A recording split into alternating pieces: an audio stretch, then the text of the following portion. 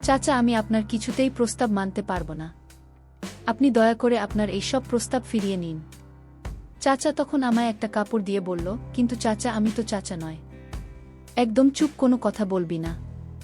আপনি আমার চাচা হয়ে কেন মিথ্যা বলছেন? আমি তো আপনার মেয়ের মতো। চাচা তখন আমায় এমন একটি কথা বলেছিল, সেটা শোনার পর আমার সারা শরীর ঠান্ডা হয়ে গিয়েছিল। বাকি ঘটনাটি গল্পতেই বলছি। ছোট্ট একটা গ্রামে ঘুরে ঘুরে থাকত ললিতা আর তার মা আনারকলি। ললিতার বাবা নেই। ছোটবেলা থেকে তার মা আনারকলির মুখে শুনে এসেছে তার বাবা মারা গেছে। ললিতা কখনো তার বাবাকে দেখেনি। তার বাবা কেমন দেখতে ছিল সেটাও জানে না, শুধু নাম শুনেছে। আর কোনো ভাই বোন নেই। ললিতার খুব ভালো দিন যাচ্ছিল মা মেয়ে। সারাদিন আনারকলি মেম্বার বাড়িতে কাজ করল, আর সন্ধ্যা হলেই ফিরে আসত তার ছোট্ট কুড়ে ঘরতে। রোজ রোজ ললিতা রাস্তার পাশে দাঁড়িয়ে অপেক্ষা করত মায়ের জন্য। তারপর যখন আনারকলিকে দেখতে পেত, তখন মিষ্টি একটা হাসি দিয়ে মাকে শক্ত করে জড়িয়ে ধরত। এরপর আমি গিয়ে খেয়ে দিয়ে ঘুমিয়ে পড়ত। আবার সকালে আনারকলি উঠে রান্নাবান্না শেষ করে মেয়ের জন্য খাবার রেডি করে চলে যেত। ললিতা পড়াশোনায় খুব ভাল ছিল, কারণ তারও খুব ইচ্ছে মায়ের স্বপ্ন পূরণ করা। এবার এসএসসি পরীক্ষা দেবে ললিতা, কিন্তু এর মধ্যে মা চলে গেল। এখন কোথায় থাকবে, কি করবে, আরও কি পড়াশোনা করতে পারবে ললিতা? হেঁচকি তুলে কাঁদছে ললিতা। এখানে আমি ছোট বড় অনেকে উপস্থিত রয়েছে। বাড়ির উঠোনে ঠান্ডা মাটির উপর শুধু একটা পাতলা চাদর বিছিয়ে শুয়ে রেখেছে আনারকলিকে। ললিতা একবার মাথার কাছে গিয়ে কাছে, আবার পায়ের কাছে গিয়ে পা গরম করার জন্য মালিশ করছে। ললিতা এমন অবস্থা দেখে মধ্যবয়স্ক একজন লোক ললিতার পাশে গিয়ে বসল।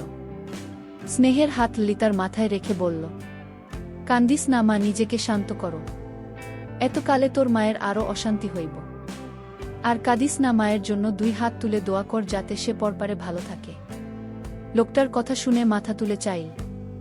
ললিতা আরও যেন কান্না বেড়ে গেল তার। এবার গলা ছেড়ে কাঁদতে কাঁদতে ললিতা বলল, উচ্চাসা গো, আমায় আপন বলতে আর কেউ থাকল না পৃথিবীতে। আমি এখন কার কাছে যাব? কষ্ট পেলে কার কাছে বলবো? কি আমাকে আদর করবে? কে আমাকে শাসন করবে? কার কোলে মাথা রেখে ঘুমাব? আমার তো সব কিছু শেষ হয়ে গেল চাচা। চিন্তা করিস না ললিতা, আল্লাহ একটা ব্যবস্থা ঠিকই কইরা দিব দেশ। তুইও এখানে থাকা বেশি দেরি করা যাবে না, তাড়াতাড়ি মাটি দিয়ে ফেলা লাগবে। না চাচা, আমি আমার মাকে ছাড়া থাকতে পারবো না। আমার মা এভাবেই আমার কাছে থাকবে, তোমরা চলে যাও চাচা। এটা হয় না রে মা, তোর মা যতই পারে থাক, তত কষ্ট বেশি হয়। এবং তুই আমার কথা শুনুক মা। কিন্তু আমি কিভাবে থাকবো মাকে ছাড়া, বল একবার চাচা। আমি বুঝছি তো মেলা কষ্ট হইতেছে, কিন্তু সত্যি তো এটাই যে এই দুনিয়ায় কেউই চিরস্থায়ী না। আইস তোর মা গেল, কাল আমি যামু, পরশু আবার আরেকজন যাব। এমনি দুনিয়া চলে। তুই আমার সাথে আমার বাড়িতে থাকবি এখন থেইকা, আমার পোলাপানদের সাথে থাকবি। চোখ মুখ মুছে উঠল ললিতা। কিছু মহিলা এসে আনারকলিকে নিয়ে গেল গোসল করাতে। ললিতার ঘরের মধ্যে ঢুকে ছোট চৌকিতে বসে আবারও 2 চোখের পানি ছেড়ে দিল। আনারকলির বালিশটা বুকে চেপে ধরে বলতে শুরু করল, না গো, এই বালিশে তুমি মাথা রেখে ঘুমাতে। তোমার চুলের তেলের সুগন্ধ এখনো রয়ে গেছে। মা, শুধু তুমি চলে গেলে। কিভাবে পারলে তুমি তোমার ললিতাকে একা করে দিয়ে চলে যেতে? তুমি তো সব সময় আমার ছায়া হয়ে থেকেছ, তাহলে আজ কেন চলে গেলে মা? কেন এত স্বার্থপর হলে তুমি মা? ললিতার বয়সী এক মেয়ে এসে পাশে বসল। কাঁধে হাত রাখতেই ফিরে তাকাল ললিতা মেয়েটাকে, যাকে ধরে হু হু করে কাঁদতে শুরু করল। ললিতার মাথায় হাত বুলিয়ে দিতে দিতে মেয়েটা বলল, কাঁদিস না রে ললিতা, এরপর তো অসুস্থ হয়ে যাবে। দেখ, আজ তুই যে পরিস্থিতিতে দাঁড়িয়ে আছিস, কাল আমাকেও সেই পরিস্থিতিতে দাঁড়াতে হবে। কখন কার কি হয়ে যায় সেটা বলা যায় না রে। তুই আমার সাথে চল, আব্বা তো বলল তোকে আমাদের বাড়িতে থাকতে। ললিতা হাতের উল্টো পিঠ দিয়ে চোখ 2টা মুছে বলল, কিন্তু তুমি চাচি তো আমাকে পছন্দ করে না। তাহলে আমি কিভাবে যাব? না না, আমি এখানেই থাকব। তুই কিচ্ছু চিন্তা করিস না, আব্বা সব কিছু ঠিক করে দেবে। ললিতা কিছু বলল না, শুধু মাথা ডান বামে নাড়িয়ে বোঝাল সুমির সাথে যাবে। রহমত আলীর ছোট মেয়ে সুমি। সুমি আর ললিতা ছোটবেলা থেকে একসঙ্গে বড় হয়েছে। একই স্কুলে 2 জন পড়াশোনা করে খুব ভালো সম্পর্ক। দুজনের মধ্যে সচরাচর কেউই বলতে পারে না যে এদের মধ্যে রক্তের কোনো সম্পর্ক নেই। রহমত আলী অলি তাকে নিজের সন্তানের মতো স্নেহ করে, কিন্তু তার স্ত্রী রাবিয়া, সে খুবই অপছন্দ করে ললিতাকে। দুচক্ষে সহ্য করতে পারে না। এলাকাবাসীর সবাই মিলে মাটি দিয়ে দিল আনার ক্লিকে। মায়ের কবরের পাশে বসে প্রচণ্ড কান্না করছে ললিতা। সুমি তাকে ধরে বাড়িতে নিয়ে গেল। ললিতাকে দেখে সুমি মা শায়লা চেঁচিয়ে উঠল। মায়ের এমন ব্যবহার দেখে শুনে বলল, মা এবার তো একটু মানুষ হও, সেই ছোটবেলা থেকে দেখছি তুমি ললিতাকে সহ্য করতে পারে না। সবসময় মেয়েটার গালমন্দ করতে থাকো কেন বলতো? সামলাতে এসে সুমিকে একটা চড় বসিয়ে দিয়ে দাঁতে দাঁত চেপে বলল, কি করলি তুই? আমি মানুষ না? তোর এত বড় সাহস কে মনে হইল রে? তুই জানিস না আমি কি কারণে ওকে সহ্য করতে পারি না? কারণ তোর বাবা মাকে রেখে ললিতাকে দিয়ে তার পায়ে ব্যথা সরানোর জন্য ললিতাকে দিয়ে মালিশ করায়। কেন আমি পারি না তার সেবা যত্ন করতে? ললিতাকে কেন শুধু শুধু কষ্ট দেবে? ললিতাকে দিয়ে তোর বাবা পায়ে তেল মালিশ করায়। কেন আমি পায়ে মালিশ করে দিলে ব্যথা কমবে না? তোর বাবা দিন দিন যেন কেমন হয়ে যাচ্ছে। উত্তর বাবার উদ্দেশ্যটা কি? বর্তমানে অতীত টেনে আনছ কেন মা? তুমি কি ভুলে গেছো বাবার বাজে স্বভাবের কথা? এরপরও তুমি এসব কথা বলা আছে বলছো কিভাবে? লজ্জা বলতে কিছু নেই? তুই ওরে নিয়ে বাইর হ আমার বাড়ি থাকা। আমার চোখের সামনে ওরা দেখবার চাই না। এটা তোমার বাড়ি না মা, এটা আমার আব্বার বাড়ি। আর আব্বা নিজেই বলেছে ললিতাকে এখানে এনে রাখতে। তোর বাপের মনে তো মেলা দয়া, খালি টেহা কামানোর ক্ষমতা নেই। নিজের সংসার চলে না, আবার আইছে আরেকজনের নিয়ে। যথেষ্ট ভালোভাবে সংসার চলে মা, শুধু তোমার মুখে এমন কথা শুনে। তুই কিন্তু মেলা কথা কইতাছে শুনি। এর মধ্যে রহমত আলী চলে এল। তাকে দেখে শায়লা আরও দ্বিগুণ বেড়ে গেল। রহমত আলী এগিয়ে গেল তাদের দিকে। শায়লার দিকে তাকিয়ে শান্তভাবে বলল, এত চেঁচাচ্ছ কেন শায়লা? মায়েদের সবেমাত্র মা মারা গেছে, সারাদিন কিছু খায় নাই কাছে। মেলা এখন কি মন মেজাজ ভালো আছে? এখন ওর আপন বলতে আমরা ছাড়া আর কেউ নাই, বুঝ না কেন তুমি? আমগো পোলা মাইয়া আছে, যেদিন আমরা মহিলা যাব সেদিন তাগো এমন অবস্থা হয়েছে। তাই কইতাছি আগে যা হয়েছে সব ভুলে যাও, আর মায়ের লগে খারাপ ব্যবহার করো না। রহমত আলীর স্ত্রী বলল, তুমি যে কেন মায়ের জায়গা দিয়েছ তা আমি ভালো করেই জানি। তোমার উদ্দেশ্য ভালো না। রহমত আলী শাহের কথায় কান না দিয়ে সুমির দিকে তাকিয়ে বলল, তুমি ওরে নিয়া ঘরে জামায়াতের সারাদিন না খাইয়েছিল, কিছু খাইতে যা। ঠিক আছে আব্বা। তুমি ললিতাকে নিয়ে ঘরে ঢুকে গেল। রহমত আলী একটা দীর্ঘশ্বাস ছেড়ে বলল, মায়া মেলা অসহায় বোঝ, শায়লা ওর সাথে খারাপ ব্যবহার করো না। কয়েকটা দিন বাদে ওর পরীক্ষা, এমন কিছু করিও না। পরীক্ষা শেষ হলে দেহে ভালো পোলা দেখাবি না দিদি মনি। শায়লা বলল, তুমি এই মায়ের বিয়ে দেওয়া লাগবে না, তুমি নিজেই ওকে ঘরে রেখে দাও, তোমার রক্ষিতা করে। এই কথা বলতে শায়লাকে একটা চড় মেরে বসল। শালা বলল, কি করলে তুমি? যেখানে আমগো নিজের মায়া গুড়িয়ে দেব আর পারতাছি না কে? হ্যাঁ, পয়সা নেই, এখন আবার অরণ্যের মায়াবী। আবার চাও তুমি? যা ইচ্ছে তাই করো তুমি, কিন্তু ওই মায়া পরীক্ষা পর্যন্ত এই বাড়িতে থাকবার পারবো, এরপর আর না, মনে রেখো। কথাগুলো বলে শালা চলে গেল। তারপর রহমত আলীর মাথায় ব্যথা, তাই লতাকে বলল, ললিতা আমার মাথা ব্যথা করছে, আমার কপালটা একটু মালিশ করে তো মা। ললিতা চাচার কাছে এসে বসল। ললিতা চাচার মাথায় মালিশ করতে করতে বলল, চাচা আমি তোমার সেবা যত গলায় চাচি তা সহ্য করতে পারে না। চাচা তখন বলল, তোর চাচির মতো মেয়েকে বিয়ে করে আমি অনেক ভুল করেছি। তোর চাচি তো কে দেখতে পারে না। আমি তো চাই তোকে আমার মেয়ের মতো লালন পালন করি, কিন্তু তোর চাচ্ছি এটা চায় না। আমিও বলে দিয়েছি তুমি চলে গেলে চলে যাও, কিন্তু ললিতা আমার বাড়িতে থাকবে, এটাই আমার শেষ কথা। আজ আকাশের অবস্থা তেমন একটা ভালো না। ললিতা তার রুমে শুতে গেল, কিন্তু ললিতার চোখে কিছুতেই ঘুম আসছে না। ঘুমাতে চেষ্টা করে তাও ঘুম আসছে না।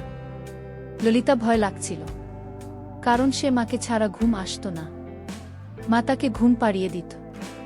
হঠাৎ চাচা আমার রুমে আসলো আর বলল, কি রে মা, তুই এখনো ঘুম আসেনি? না চাচা, আমার ঘুম আসছে না। চাচা তখন বলল, আমি জানি তোর মা তোকে ঘুম পাড়িয়ে দিত। আর চলিতা, তুই তো আমার মেয়ের মতো কিছু মনে না করলে আমি তো রুমে থাকি, কারণ তোর মা মারা যাওয়ার পর থেকে লক্ষ্য করছি তুই অনেক ভয় পাচ্ছিস, তাই আজ আমি তোর সাথে থাকি। আমি বলেছিলাম চাচা, আমার বাবা যখন বেঁচে ছিল তখন আমার বাবা আমার পাশে শুয়ে আমাকে ঘুম পাড়িয়ে দিত, কিন্তু আজ আমার বাবা মা কেহ নাই, আমি একা হয়ে গেছি চাচা। এই বলে ললিতা আবার কান্না শুরু করে দিল। আমি বললাম, কাঁদছিস নামায়, আজ আমি তোকে ঘুম পাড়িয়ে দিত বাবার মতো। আমিও না করলাম না। কিছুদিন পর চাচা আমায় ডাকল আর বলল, মা, আমার পায়ে অনেক ব্যথা করছে, তুই একটু মালিশ করে দিবি মা, আমি যে ব্যথা সহ্য করতে পারছি না। আমি তেল নিয়ে চাচার পায়ে মালিশ করতে লাগলাম। চাচা বলল, আরও একটু উপরে মা। আমি চাচার মালিশ করে দিলাম। চাচা একটু পর বলল, মা, ব্যথাটা কমে গেছে, আর মালিশ করে দিতে হবে না। ললিতা ভাবতে লাগলো, চাচা একটা মেয়ে আছে এবং চাচি আছে, তাদের দিয়ে তো চাচা মালিশ করাতে পারত, কিন্তু আমাকে দিয়ে কেন করায়? আমি একটা দুশ্চিন্তায় পড়ে গেলাম। চাচাকে আমি সন্দেহ হতে লাগল। মনের ভিতর ভয় কাজ করছিল। চাচা মনের ভিতর কি অন্য কোনো উদ্দেশ্য আছে? হঠাৎ আমার এসসি পরীক্ষার সময় এসে গেছে। চাচাকে বললাম, চাচা, আমার তো 3,000 টাকার দরকার, পরীক্ষা দিতে গেলে লাগবে। চাচার আসল রূপটা আমি তখনই দেখতে পাই। চাচা আমাকে বলেছিল, আমায় একটা কথা লাগবে। মা, আমি বলেছিলাম, কি কথা? চাচা তখন আমায় যে প্রস্তাব দিয়েছিল তা শুনে আমার কলিজাটা কেঁপে উঠল। চাচা আমায় বলল, মা, আমি তো ভালোর জন্যই প্রস্তাবটি দিয়েছি। আমি বলেছিলাম, চাচা, আপনি আমায় যে প্রস্তাব দিয়েছেন সেটা আমি মেনে নিতে পারব না। আমাকে যে প্রস্তাবটি চাচা দিয়েছিল তা আমি আপনাদের বলবো, আপনার গল্পটি শুনতে থাকেন।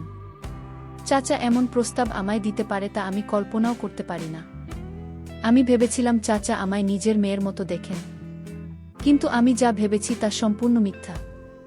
আমার কাছে এমনটি মনে হয়েছিল, কারণ চাচার উদ্দেশ্য ভালো ছিল না। বলতে ভুলে গিয়েছিলাম, না, বেঁচে থাকতে আমি একদিন অসুস্থ হয়েছিলাম। ডাক্তার বলেছিলেন, আপনার মেয়েকে বাঁচাতে হলো 3 লক্ষ টাকা কাউন্টারে জমা দিন, নইলে আপনার মেয়েকে বাঁচানো যাবে না। আমার মা আমাকে বাঁচাতে এত টাকা কোথায় পাবেন, কারণ তখন আমার বাবা বেঁচে ছিল না। আমার মা টাকার জন্য আমার চাচার কাছে গেলেন, কিন্তু আমার চাচা টাকা দিলেন ঠিকই, কিন্তু একটা শর্ত দিয়েছিলেন। শর্তটা এমন ছিল যে চাচা বলেছিল, মাকে, আপনার মেয়েকে আমরা যা আদেশ করব তাই পালন করতে হবে। কিন্তু মা তো জানতো না এমন একটা প্রস্তাব আমাকে দেবে। না, ভেবেছিল চাচা আমার ভালোই চায়। চাচা 3 লক্ষ টাকা দিলেই শর্ত দিয়ে। তারপর আমার চিকিৎসা হয়, আমি বেঁচে যাই। কিন্তু চাচা আমাকে বললেন, ললিতা, তুই হয়তো এটা মনে মনে ভেবেছিস যে চাচা আমাকে দিয়ে কেন পায়ে ব্যথা সরানোর জন্য মালিশ করায়। আমার স্ত্রী আমার পায়ে মালিশ করলে ব্যথা কমতো না, ব্যথাটা আরও দ্বিগুণ বেড়ে যেত, আর তাই তাকে দিয়ে কখনো মালিশ করাতে চাই না মা। আর 2 পায়ে মালিশ করার সাথে সাথে আমার পায়ে ব্যথা কমে যেত, আর তাই তো কে দিয়ে পায়ে মালিশ করায়। যাই হোক, চাচা আমাকে যে প্রস্তাব দিয়েছিল সেই প্রস্তাব তা হল একটা মধ্যবয়স্ক লোকের সাথে আমার বিয়ে ঠিক করে ফেলেছে। লোকটি আরও একটি স্ত্রী আছে, ছেলে মেয়ে আছে, আর সেই লোকটির সাথে চাচা আমার বিয়ে ঠিক করল। আমায় যখন চাচা এই প্রস্তাবটি দিয়েছিল তখন আমি কেঁদে কেঁদে বলেছিলাম, চাচা, আপনিই বড় লোকের হাতে আমাকে তুলে দিন না, আমার জীবনটা শেষ করে দিলেন না। আমি চাচাকে অনুরোধ করেছিলাম। চাচা বলল যে এছাড়া তো আমার আর কোনো উপায় ছিল না। এই লোকটিকে এই তো বিয়ে করতে হবে মা, কারণ ওই লোকের টাকা পয়সার কোনো অভাব নেই, শুধু ঘরে আরেকটি স্ত্রী আছে। মানুষ কি সতীনের ঘর করতে না মা? তুই আর না করিস না, তুই রাজি হয়ে যা। আমি বলেছিলাম, চাচা, এ বিয়ে আমি করতে পারবো না। চাচা এমন একটা কথা বলল, আমি তো শুনে আমার সারা শরীর ঠান্ডা হয়ে গেল। আমি স্তব্ধ হয়ে গেলাম, আমার মুখে দিয়ে কোনো কথা বের হচ্ছে না। চাচা আমায় বলল, তোর চিকিৎসার খরচ লোকটি দিয়েছিল, তার বিনিময়ে সে চেয়েছিল তোকে বিয়ে করবে। আমরা কোথাও থাকা খুঁজে পাচ্ছিলাম না। আর এদিকে ডাক্তার বলল, 24 ঘন্টার মধ্যে টাকা না দিতে পারলে তাকে বাঁচানো যাবে না। আর তাই বাধ্য হয়ে আমরা তার কাছ থেকে টাকা নিয়েছিলাম। এখন বোমা, এটা কি আমার অন্যায় হয়েছিল? এটা করার জন্য যদি আমার কোনো অন্যায় হয়ে থাকে তাহলে আমায় ক্ষমা করে দিস না। আমি তখন কান্না গলায় বললাম, আমাকে কেন সেদিন বাঁচিয়েছিল, আমি মরে গেলে ভালো হতো। কিছুদিন পর চাচা পঙ্গু হয়ে গেল পায়ের সমস্যার জন্য। আমিও চাচাকে আর কষ্ট দিতে চাই না, আর তাই ওই লোকটিকে বিয়ে করার জন্য রাজি হয়ে গেলাম। আমার বাকি জীবনটা এভাবেই কেটে গেল। বন্ধুরা, তোমাদের কাছে যদি গল্পটি বিন্দু পরিমাণ ভালো লাগে তাহলে অবশ্যই আমার চ্যানেলটিকে সাবস্ক্রাইব করে পাশে থাকবে। ধন্যবাদ।